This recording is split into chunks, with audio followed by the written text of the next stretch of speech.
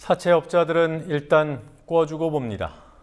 튼튼한 금융기관은 상환 능력, 담보의 가치를 꼼꼼히 따집니다. 정부가 일단 꿔주라는 쪽으로 대출 정책을 완화하려고 합니다. 빚잔치로 집을 사는 악습을 끊기 위해 도입됐던 LTV, DTI 규제를 최경환 부총리 후보자 같은 사람들이 풀겠다고 합니다.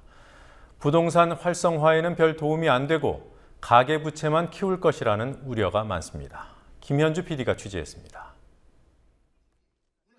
한겨울에 한여름 옷을 입고 있는 격이다.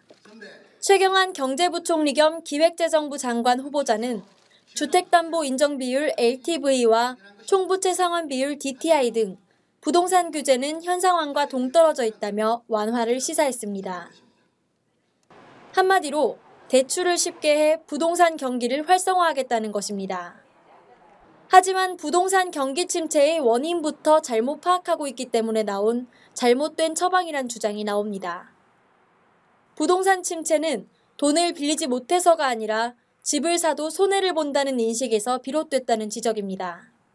그 당시에 워낙 시장이 과열되어 있었기 때문에 거기로 들어가는 돈줄 자체를 차단하는 게 효과가 있었지만 지금은 시장이 가라앉은 이유가 돈줄이 차단된 문제가 아니고 시장 전망 자체가 불투명해서 그런 거거든요. 그러니까 계속해서 집값이 떨어질지 모른다 하는 생각이 있는 이상은 이게 오르지 않을 거 아닙니까? 따라서 이런 DTI나 LTV를 완화한다고 해서 부동산 가격이 오르거나 그럴 가능성은 거의 없다고 저는 봅니다.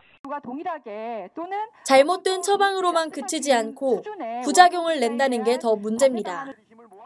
가계부채가 늘어난다는 우려입니다.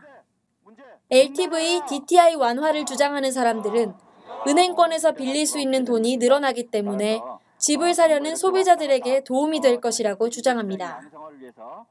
비금융권이나 제2금융권의 고금리 대출을 금융권 대출로 전환하는 것도 긍정적 효과라고 합니다. 하지만 이는 지엽적인 부분일 뿐 결국 가계부채 증가라는 부작용으로 이어질 가능성이 큽니다. 주택에 대해서 빌려줄 수 있는 돈의 한도를 늘리는 것이기 때문에 그렇죠. 이렇게 사업을 하거나 생업이나 생계자금을 해서 돈이 필요한 사람들, 담보대출이 필요한 사람들의 비용이 늘어나는 즉 돈을 더 빌려가서 이익을 보는 것처럼 보이겠지만 결과적으로 그것은 부채 규모를 늘리고 오히려 가계 파탄을 더 심화시킬 우려가 있는 거죠. 이미 우리나라의 가계부채는 1,021조 원을 넘어섰고 국내외적으로 이에 대한 우려가 쏟아지는 상황입니다.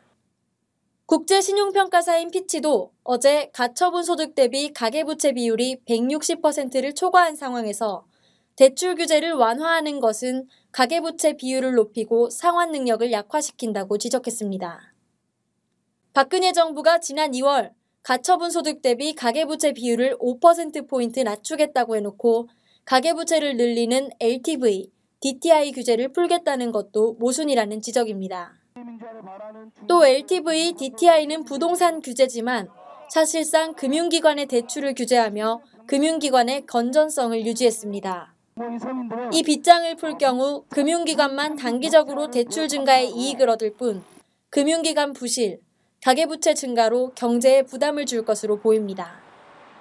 국민TV 뉴스 김현주입니다.